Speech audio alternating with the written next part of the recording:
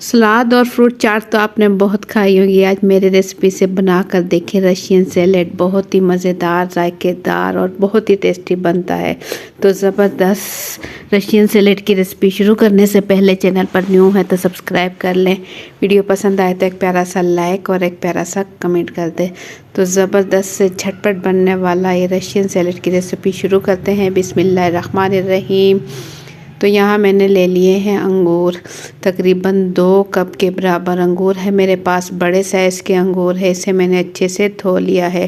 धोने के बाद इसकी हम कटिंग कर लेंगे। एक अंगूर में से 2 हिस्से कर लेंगे ताकि थोड़े छोटे साइज़ के हो जाएं। तमाम अंगूर की हम अच्छे से कटिंग कर लेंगे। आपको पता है अंगूर बहुत ज़्यादा फ़ायदेमंद होता है। और रशियन सैलेड बनाए तो इसके अंदर कुछ सब्जियों का भी इस्तेमाल किया जाता है और इसके अंदर क्रीम का भी इस्तेमाल किया जाता है। ये बहुत ही जायकेदार और मज़ेदार बनती है।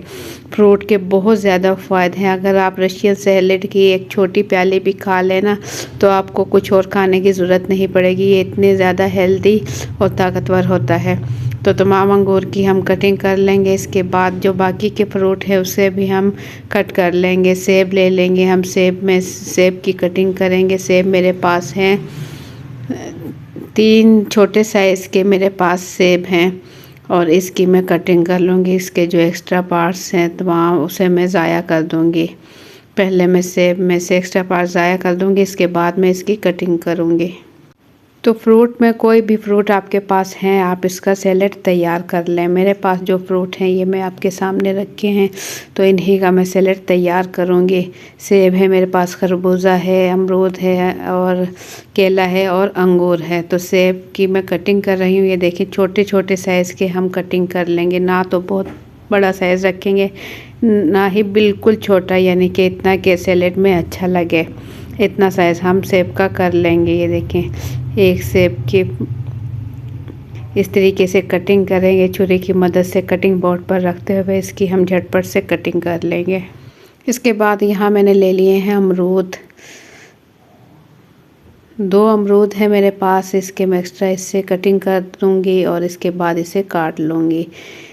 तो अच्छा अमरूद के जो बीज है वो मैं निकाल दूँ, क्योंकि मुझे बीज ज़रा अच्छे नहीं लगते। आप लोग अमरूद के बीज रख सकते हैं और अमरूद के बीज के साथ भी सैलेड तैयार कर सकते हैं, लेकिन मैं इसमें से अमरूद के बीज निकाल दूँगी। तमाम अमरूद के बीज निकाल कर फिर मैं इसकी कटिंग कर लूँगी। अमरूद वैसे बीज के साथ खाना चाहिए, लेकिन मुझसे ये घर वालों को भी पसंद नहीं है, तो इस वजह से मैं इसके अमरूद के बीज निकाल दूँगी। इस अमरूद में इतने बीज नहीं, थोड़े बहुत हैं, तो ये थोड़े बहुत निकाल दूँगी, क्योंकि इसके बीज भी थोड़े मोटे हैं। इस वजह से भी मैं निकाल रही हूँ इस अमरूद के बीज। और इस अमरूद की भी कटिंग हम इसी साइज़ में करेंगे जैसे कि हमने सेब की कटिंग की है, वही इसी साइज़ में हम तमाम फ्रूट की कटिंग कर लेंगे। अमरूद भी बहुत ज़्यादा फ़ायदेमंद है। ये पेट के लिए बहुत ही ज़बरदस्त है, कब्ज़ वगैरह के लिए बहुत ही ज़बरदस्त है ये। तो ये जब अमरूद का इस्तेमाल आप जो है लाजमी करें। बस कटिंग का टाइम थोड़ा लगता है, उसके बाद सैलेड बनाने में बिल्कुल भी टाइम नहीं लगता। तो ये मेरे पास एक खरबूजा है। खरबूजे भी आना शुरू हो गए हैं, तो अभी सर्दियाँ हैं थोड़ी, तो खरबूजा आना शुरू हो गया है। तो खरबूजा भी हम इसके अंदर सैलेड में इस्तेमाल करेंगे। तो पहले तो खरबूजा हम अच्छे से छील लेंगे। छीलने के बाद इस कटिंग करेंगे और इसके तमाम जो बीज हैं उसे हम ज़ाया कर देंगे। इसके बाद हम इसे इसी साइज़ में कटिंग कर लेंगे जिस साइज़ में हमने अमरूद और सेब की कटिंग की है। तो यहाँ मैं आपको दिखाऊं, खरबूजे के बीज में निकाल कर ज़ाया कर चुकी हूँ। तो बस इसे भी इस तरीके से मैं कट कर लूँगी। ये देखिए बिल्कुल सेब और जैसे कि हमने अमरूद की कटिंग की है इसी साइज़ में हम इसकी कटिंग कर लेंगे। खरबूजे का भी इस्तेमाल करें। इस खरबूजा बहुत ही ज़्यादा फ़ायदेमंद होता है, जैसे कि बाकी फ्रूट होते हैं। तो इसी तरह हमने खरबूजा ले लिया और अमरूद और सेब की भी कटिंग हम कर चुके हैं। और उसके साथ ये हमने ले लिए हैं केले। ये मेरे पास 8 अदद केले हैं, थोड़े छोटे साइज़ के हैं। इसे मैंने छील लिया है। छीलने के बाद इसे भी मैं छोटा छोटा कट कर लूँगी, जैसे कि मैंने बाकी फ्रूट की कटिंग की है। बिल्कुल इसी तरीके से इन केले की भी मैं कटिंग कर लूँगी। केले फ्रेश है मेरे पास, तो केले की मैं इस तरीके से तमाम केलों की कटिंग कर लूँगी। तमाम फ्रूट की मैं कटिंग कर चुकी हूँ, सिर्फ केले की कटिंग कर रही हूँ, तो केले की कटिंग भी कर चुकी हूँ। इसके बाद हम ले लेंगे एक अदद बाउल और बाउल में डाल देंगे क्रीम। मिल्क पैक क्रीम किसी भी कंपनी का आप ले लें और इसमें मिल्क पैक क्रीम ले लें। आधा पैकेट मिल्क पैक क्रीम का मैंने ले लिया है और इतने ही मिकदार में हम ले लेंगे मायोनीज़। आधा कप मायोनीज़ ले लेंगे और आधा कप ले लेंगे मिल्क पैक क्रीम।